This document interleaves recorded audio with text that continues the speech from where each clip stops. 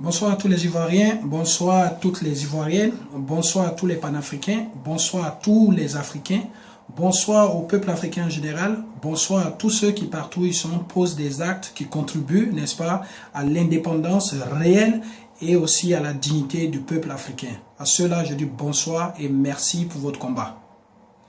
Aujourd'hui, je fais cette petite vidéo, donc nous sommes le 19 mars 2015. Je fais cette petite vidéo pour faire une petite mise au point concernant aussi tout ce qui est lutte panafricaine. J'entends toujours dire que les problèmes de l'Afrique, en fait, sont engendrés par les Africains eux-mêmes.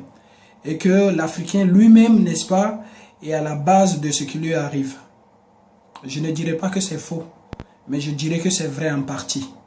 C'est vrai en partie parce que dans tous les malheurs, tous les maux qui minent, n'est-ce pas, l'Afrique et les Africains en général ont leur part de responsabilité. Mais cette responsabilité est aussi collégiale. Elle est aussi collégiale parce que au-delà des Africains qui participent, n'est-ce pas, à l'embourbement, qui participent, n'est-ce pas, à l'appauvrissement de l'Afrique, il y a aussi des personnes extérieures à l'Afrique, il y a aussi des Occidentaux qui y participent. Et je vais prendre simplement le phénomène de la corruption, n'est-ce pas, pour que les uns et les autres puissent mieux comprendre. Est-ce que le thème de corruption, lorsqu'on veut parler de la corruption en général, ça englobe donc le corrupteur et le corrompu? L'un ne va pas sans l'autre. Si en Afrique, il y a un certain nombre de corrompus, c'est parce qu'en Occident, ou bien même à l'intérieur de l'Afrique, il y a un certain nombre de personnes qui entreprennent des démarches de corruption, donc des corrupteurs. Et de nos jours, ces corrupteurs-là sont pour moi des Occidentaux en général, de par leurs contrats colossaux, de par leurs multinationales, qui participent, n'est-ce pas, à des rétrocommissions, qui participent aussi au versement d'un certain nombre de sommes pour avoir un certain nombre de marchés en Afrique. Et cela fait que nos dirigeants à la longue sont tenus par la laisse. Cela fait qu'à la longue, nos dirigeants sont des dirigeants corrompus, donc déconnectés de toute réalité, ou du moins ne peuvent plus avoir des coudées franches, n'est-ce pas, pour s'atteler à l'amélioration même des conditions de vie des populations autochtones. C'est ce qui est important. Et je prends un exemple très simple. En ce moment, en Côte d'Ivoire, on parle d'un concept qui est de savoir... un Ivoirien, un ordinateur. Mais voyez un peu le débit de la connexion en Côte d'Ivoire. Lorsque vous voyez le débit d'un cybercafé, lorsque quelqu'un se connecte, n'est-ce pas, pour 30 minutes, et que pour la recherche, n'est-ce pas, lancée dans Google, donc le moteur de recherche Google, pour un seul mot, ou bien pour une seule recherche, n'est-ce pas, le moteur de recherche met 15 minutes à trouver des réponses à sa recherche, et que celui-ci met, n'est-ce pas, juste 30 minutes à chercher un seul fait, une seule histoire, je crois que on ferait mieux, n'est-ce pas, de booster les mégas, la connexion Internet, que de dire à chaque Ivoirien un ordinateur. À chaque Ivoirien un ordinateur, oui, cela serait bien, par exemple, lorsque les besoins primaires des Ivoiriens, n'est-ce pas, sont satisfaits. Cela serait par exemple intéressant lorsque l'Ivoirien a fini de manger à sa faim, lorsque l'Ivoirien a trouvé un travail, lorsque l'Ivoirien vit bien. Mais lorsque quelqu'un cherche à survivre, Internet est, n'est-ce pas, une question secondaire pour lui, sinon une question luxueuse pour lui. Donc c'est de cela qu'il s'agit. Et au fond, lorsque nous allons gratter, nous allons trouver quoi? Nous allons trouver une grosse multinationale, pour des questions n'est-ce pas, commerciales, a du mal à écouler son stock et donc va créer un partenariat bien ficelé où chacun aura, n'est-ce pas, une rétrocommission et qui à partir de ce moment, ils vont essayer de faire comprendre aux Ivoiriens la nécessité d'avoir un ordinateur, la nécessité d'avoir un forfait. Et je prends l'exemple très simple lorsque nous on arrivait, n'est-ce pas, à la fac de droit. Donc, lorsqu'on a eu le bac, il était question que à chaque inscription, n'est-ce pas, de tout étudiant de nouveau bachelier, il devait adjoindre un paquet de papier RAM. Et à ma grande surprise, j'ai ramené un paquet de papier RAM Et lorsque je voulais m'inscrire, on m'a expliqué simplement que c'était pas n'importe quel paquet de papier rame qu'il fallait rapporter. Ce n'était pas un paquet de papier rame basique. Il fallait ramener un paquet de papier rame rang Xerox. Et avec notre fouille, avec nos recherches à la FESI d'alors, nous avons compris que la société rang Xerox était simplement une des sociétés du fils de M. Henri Conan Bédier. Donc comprenez que tous les étudiants de cette époque qui se sont inscrits ont payé de façon forcée, sinon de façon indirecte, n'est-ce pas, ont permis d'écouler le stock de ce fournisseur de papier rame. Donc c'est pour vous dire, il faudrait que les dirigeants africains ne soient pas décalés des réalités des Ivoiriens. Il faudrait que les dirigeants africains soient conscients de ce qui est important, pour l'Ivoirien basique. Les gens vivent difficilement. Le panier de la ménagère est dur. Le panier de la ménagère est vide. C'est ce qui est important. Et au-delà de ça, je veux simplement dire que des Européens, par moment, lorsque nous avons des dirigeants, même africains, qui ont un certain nombre de dignités, qui ont un projet pour le peuple, qui ont un projet d'amélioration pour le peuple, lorsqu'ils arrivent, n'est-ce pas, ils n'ont pas les mains libres pour accomplir leurs projets, car les multinationales, comme des chacals, n'est-ce pas, comme des charognards, sont autour de tout cela. Ils leur proposent des multiples services, des services à leurs parents, à leurs proches, de sorte que ceux-ci oublient très vite tous les idéaux pour lesquels, n'est-ce pas, ils ont été élus, ils ont été votés. Revenons maintenant un peu aux dirigeants européens. Lorsque l'Afrique veut se développer, je prends un exemple basique encore. On veut désenclaver un village.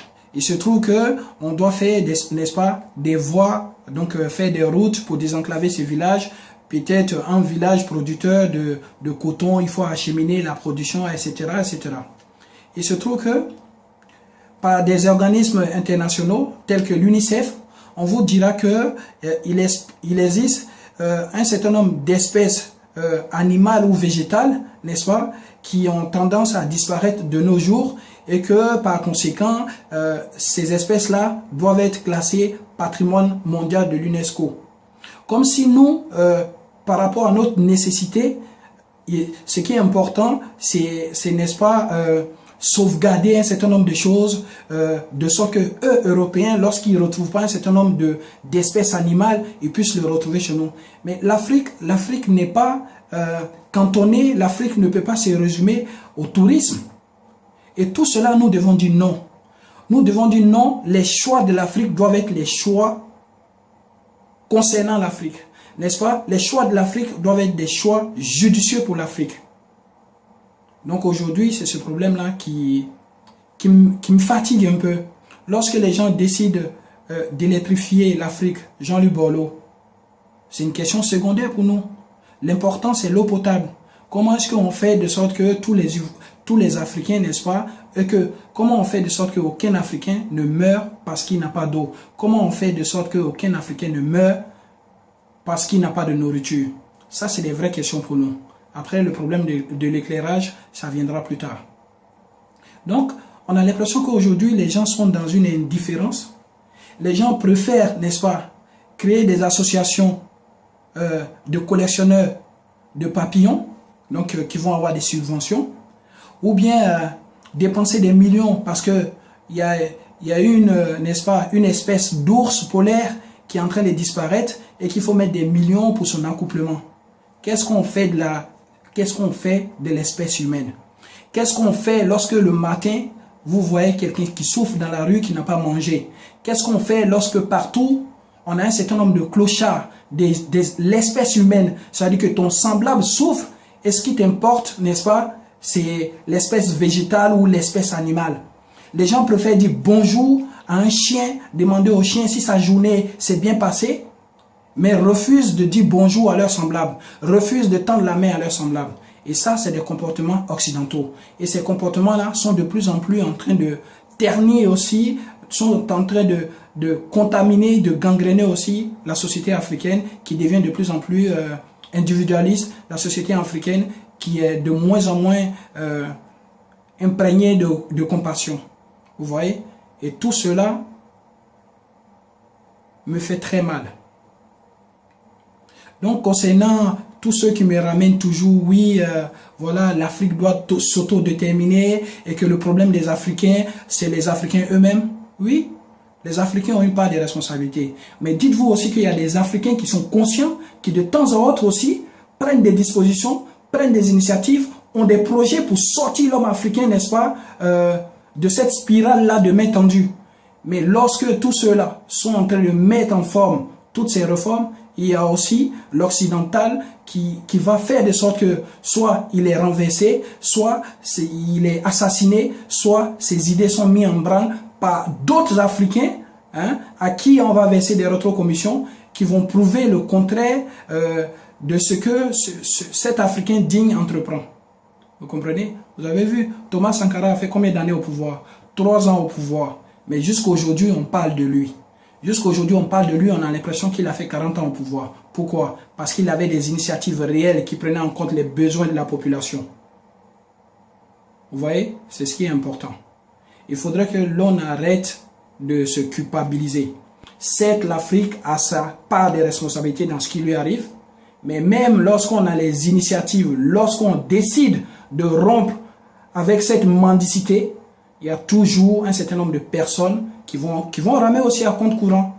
Donc voilà, moi je suis un panafricain réaliste qui sait que l'Afrique ne peut pas s'en sortir de façon brutale avec une rupture, n'est-ce pas, spontanée, qui pense que l'Afrique doit continuer à collaborer, mais une collaboration juste, une collaboration équitable, un partenariat de travail où quand je te donne mon cacao, c'est moi qui te fixe le prix, ou quand tu me l'achètes aussi, par rapport à la transformation que tu en feras, tu pourras aussi en fixer le prix. Mais tu ne peux pas fixer le prix de mes matières premières et en fixer aussi le prix des produits finis. Donc voilà, c'est des aberrations. Et bien maintenant, d'autres Africains vont estimer que lorsque tu critiques ces systèmes et que tu vis en Europe, pourquoi tu ne rentres pas chez toi? Et que la France, on l'aime ou on la quitte. Mais et si moi je leur dis la Côte d'Ivoire, on l'aime ou on la quitte? Les Français nous ont prouvé qu'ils aiment la Côte d'Ivoire et qu'ils ne la quitteront pas. Ils nous ont prouvé qu'ils resteront en Côte d'Ivoire. Il y aura autant de morts ivoiriens pourvu que leurs intérêts soient, n'est-ce pas, respectés, pourvu que leurs intérêts soient protégés. Ils ont mis tout le monde à l'hôtel Ivoire. Ils ont estimé que la politique d'alors n'était pas une politique qui leur plaisait parce que leur multinationale en perdait. Ils nous ont fait la guerre et nous ont imposé leur façon de voir. Donc nous aussi, on n'a pas les moyens de leur dire la France aussi nous l'aimons quand même et que nous allons rester. Mais nous allons rester tout en critiquant cette injustice qu'ils font. Où ils nous demandent de rentrer chez nous, mais en même temps ils gâtent chez nous. Des pompiers pyromanes. Les gens sont étonnés aujourd'hui qu'il y ait autant de réfugiés libyens, syriens, irakiens, kurdes en France. Mais lorsque vous prenez les initiatives d'intervention spontanée dans les pays des gens et que vous bouleversez leur écosystème et que vous bouleversez, n'est-ce pas, leur mode de vie, ben en retour, ils viennent vous demander l'asile. Ils viennent vous tendre la main. Donc c'est le retour du bâton. Arrêtons de se culpabiliser. L'Afrique n'est pas pauvre pour rien. L'Afrique est pauvre parce que l'exploitation qui en est faite est déséquilibrée. L'Afrique est pauvre, n'est-ce pas, parce que depuis longtemps, on nous a ingurgité le fait que nous sommes coupables de ce qui nous arrive. On a une part de responsabilité, mais on n'est pas à la base de notre souffrance. Et ça, c'était le message que je voulais dire ce soir. Bonne soirée à tous. Salutations à Elie Koutchen, salutations à tous les panafricains. Et la lutte que nous menons, c'est pour que même des gens comme Ouattara au pouvoir soient des présidents qui soient à mesure de décider eux-mêmes, qui ne soient pas des présidents qui ont une feuille de route, une feuille de conduite prise depuis Paris. Je lutte et je continuerai de lutter pour que chaque fois qu'il y a un président africain qui vient dans son pays, chaque fois qu'il y a un président ivoirien, ce soit un président ivoirien libre de ses choix. C'est ça le combat. Donc ce n'est pas la personne de Ouattara en tant que telle qui m'importe, mais c'est le système qui agenouille tout président qui va venir en Côte d'Ivoire d'avance. C'est ce système-là qui me fait peur et c'est ce système-là que je critique. Bonsoir tout le monde. Salutations à Elie Kochen, Hassan Sangaré, Maman Chanelka, Guy Anticonformiste, Abidjan Feeling, à tous mes amis de la diaspora, Armand Dago, et salutations aussi à Charles Goudé, de là où il est, qui tiennent bon. Le combat est long, le combat ne fait que commencer. Bonne soirée.